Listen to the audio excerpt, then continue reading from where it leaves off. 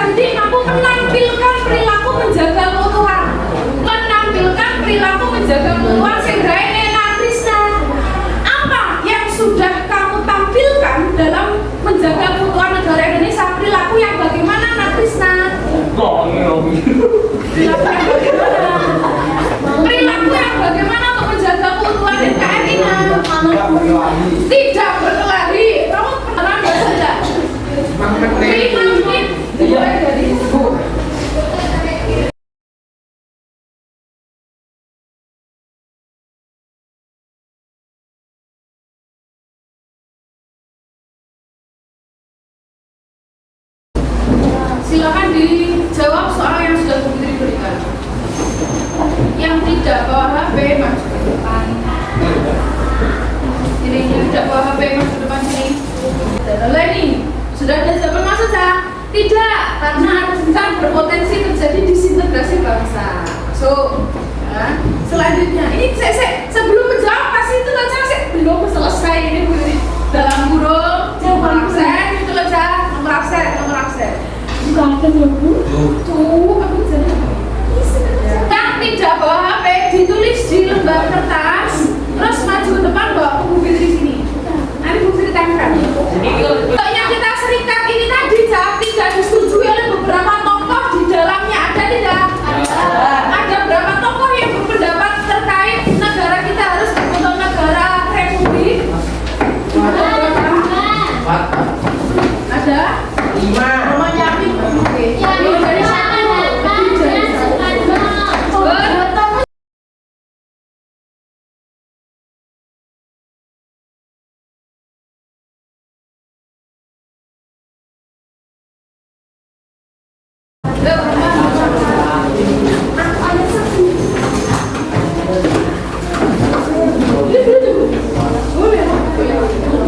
Ini Pak dia masih 4 tahun deh.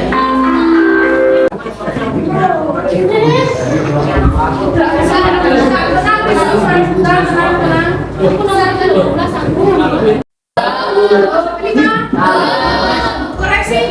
Ya, belum selesai teman.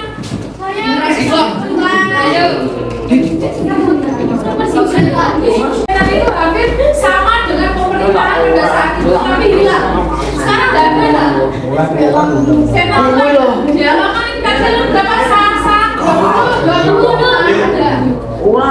Sekarang tidak ada. Sekat itu sekarang namanya di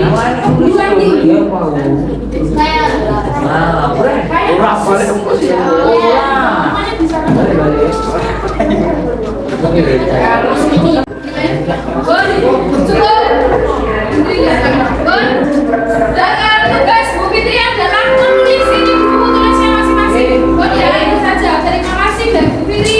Ada kurang lebihnya mohon maaf. Wassalamualaikum warahmatullahi wabarakatuh.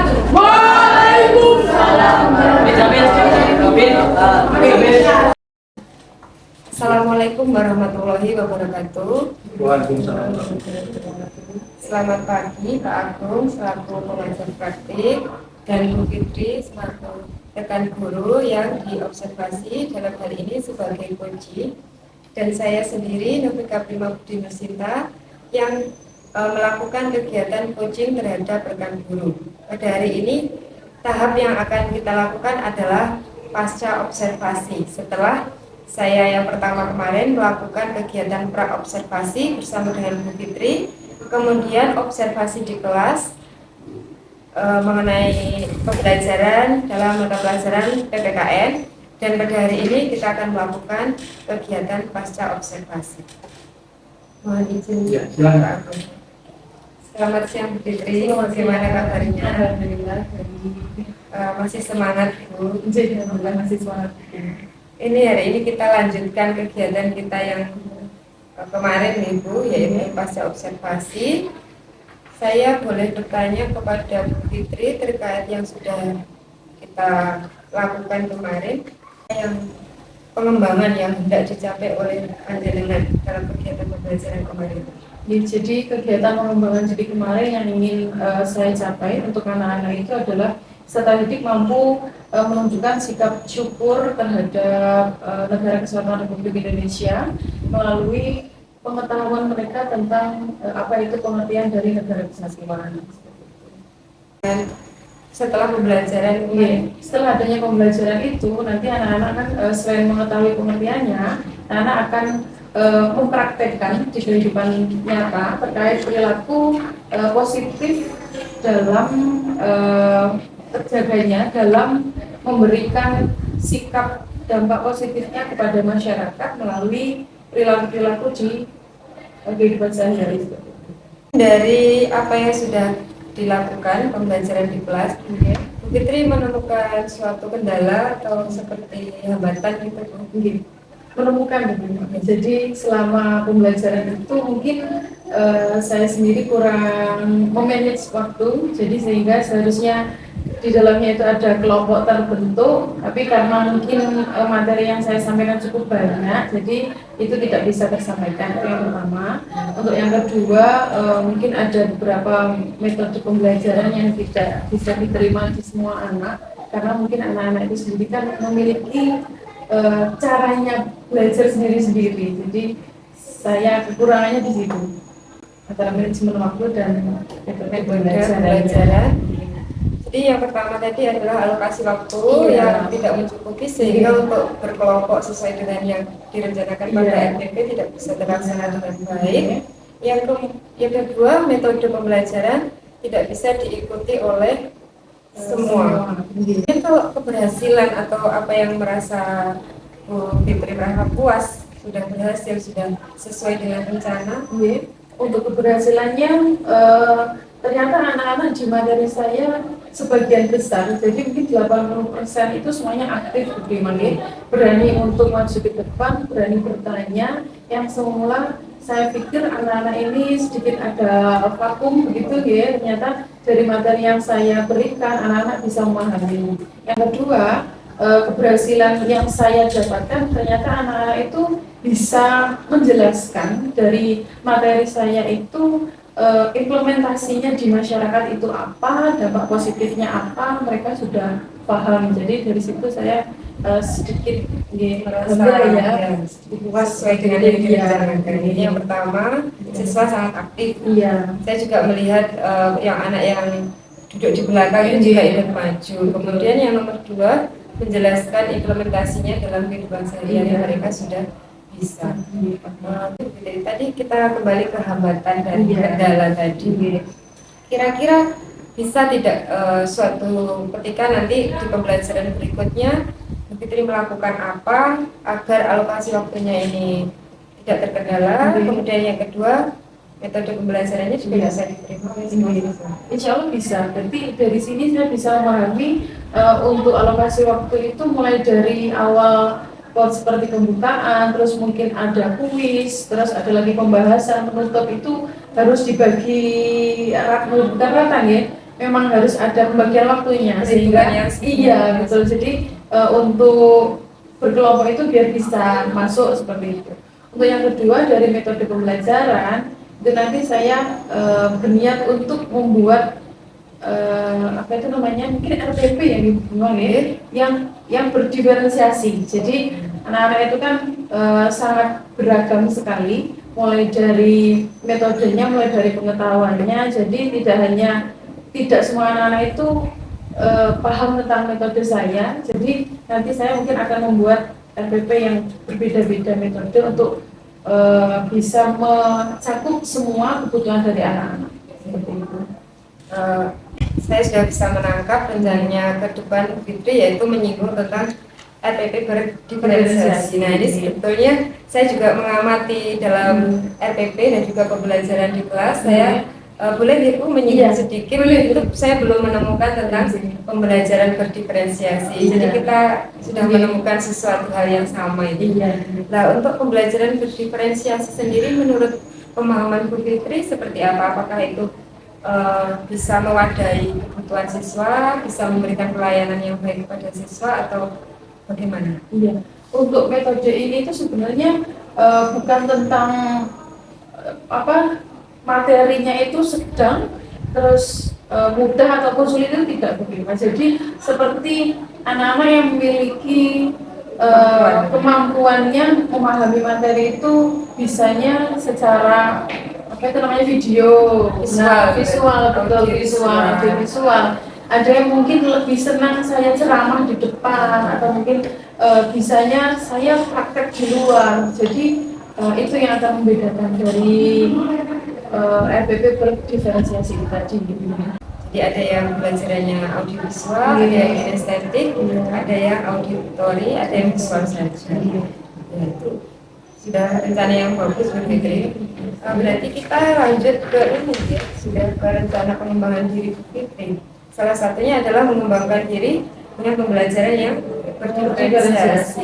Dengan pembelajaran yang berdiferensiasi itu nanti tujuan yang hendak dicapai Bu Fitri seperti apa? Ada gambaran setelah pembelajaran diferensiasi itu? Tujuannya hasil endingnya adalah anak-anak bisa menerima atau bisa memahami dari pengembangan yang saya inginkan di depan. Jadi saya kan di depan tadi memiliki pengembangan anak-anak bisa memahami materi yang saya berikan, bisa mengimplementasikan di masyarakat. Jadi melalui diferensiasi ini tadi, jadi tidak hanya anak-anak sebagian saja yang memahami, tetapi semuanya bisa terlibat di dalamnya.